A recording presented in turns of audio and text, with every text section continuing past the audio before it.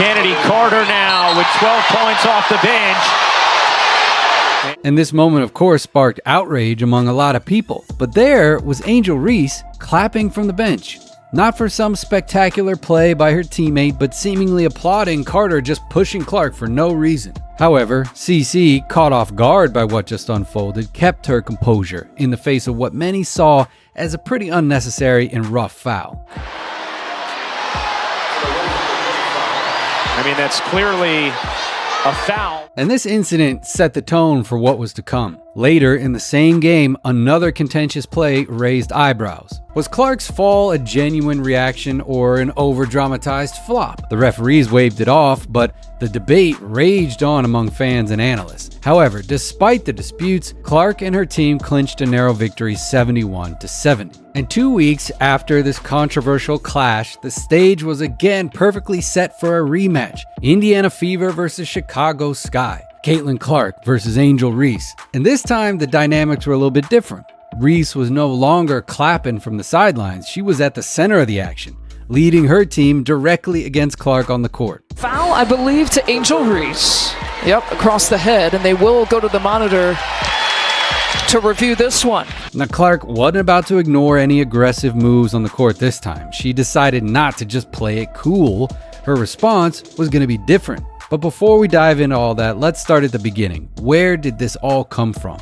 As Caitlin Clark and Angel Reese transitioned from the high-stakes world of NCAA women's basketball to the WNBA, their rivalry, already known, only intensified. These two players, who had become household names through their collegiate confrontations, brought a new level of excitement and competition to the professional stage. They had a long history of intense competition. Reese's LSU team had triumphed over Clark's Iowa in the 2023 national championship game when both were juniors. However, the tables turned the following year in the Sweet 16 when Clark and the Hawkeyes exacted their revenge, ending LSU's season and adding another chapter to their storied rivalry. Entering the WNBA, expectations were high. Clark was selected as the #1 overall pick by the Indiana Fever in the 2024 WNBA draft, while Reese was picked as the 7th pick overall by the Chicago Sky. And this setup ensured that their duels would continue on in the WNBA. Here, the rivalry is not only continued, but seems to grow even fiercer. But before we go any further, have you ever gone online and searched for your name or your email address? Just give it a try, because what you find will actually terrify you. Your personal information is out there, just for anyone to see. Your full name, email address, home address, and more, and it's all being sold by data brokers to scammers and spammers and anyone else who might want to target you. And yeah, having your sensitive information exposed like that is extremely uncomfortable and scary. Just think about all the ways it could be used against you. I mean, hackers can use it to try to access your social media accounts, your bank accounts, or other sensitive information. But luckily, there is a solution.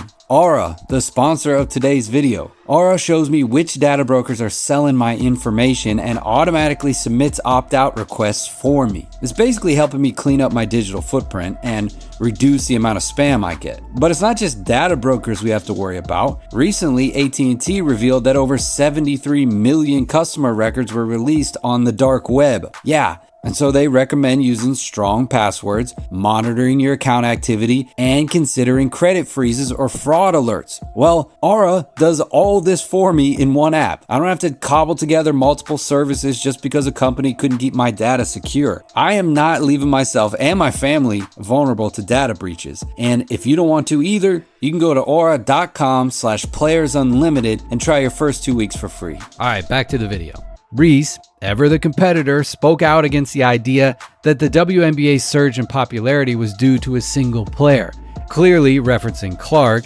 And recently, when they came up against each other on the court, the tension between them increased even more. As the Sky and Fever clashed once again in a game that drew national attention, Clark showcased why the Fever selected her as the first overall pick in the draft. From the start, she dominated the court, effortlessly directing her team's plays and aggressively driving to the basket for layups. Her confidence was pretty evident, unafraid to take big shots when they counted. Aaliyah Boston set some great ball screens for Clark, creating just enough space for her to execute her signature shot with precision. Her performance was outstanding from the beginning. She made her first 3 field goal attempts and closed the first quarter with 7 points, demonstrating not just her offensive ability, but also her commitment to defense too. And Clark's impact wasn't limited to scoring either. She was playing a crucial role in setting up her teammates, creating shooting opportunities for them really effectively, and enhancing the team's overall play. But then the game took a dramatic turn when Angel Reese decided to increase her aggression. Late in the third quarter, Clark drove toward the basket, and coming up from behind is Angel Reese trying to get a block, and although I guess it kind of looks like she's going for the ball, her arm just ends up smoking Caitlin Clark right across the face. The incident was pretty contentious, and initially the referees just called it a common foul, but upon review,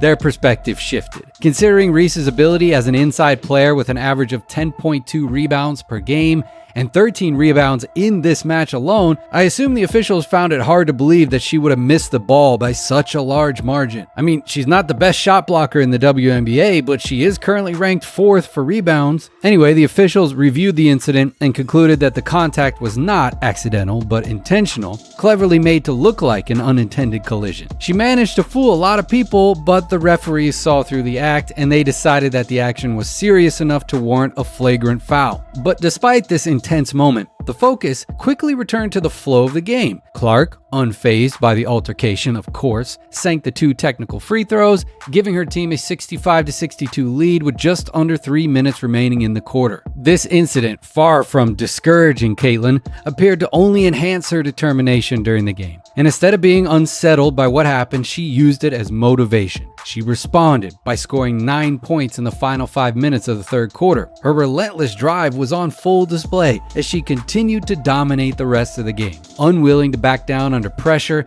and determined not to let her team fall to the Chicago Sky, especially not to a personal rival like Angel Reese, who just knocked her upside the head. Clark also elevated her defensive game too, responding to criticisms currently on her rookie season in the WNBA, where she's been getting targeted by opposing offenses. And with the clock winding down and less than 6 minutes remaining, Marina Mabrey of the Chicago Sky, the team's top scorer, attempted to shake off Clark using a screen set by Camila Cardoza. However, instead of opting for the usual defensive move of going under the pick, Clark showcased her improved defensive skills by fighting through it. She not only caught up with Mabrey, but also blocked what Mabrey had anticipated would be an open three-pointer. Seizing the moment, she grabbed the loose ball and transitioned swiftly to offense, executed a textbook pick and roll with Aaliyah Boston, finishing it up with a precise pocket pass to Boston, who completed the play with a layup. And for the final nail in the coffin, Clark executed a play that highlights her emerging status as a rising star in the WNBA. She receives a pass while on the move,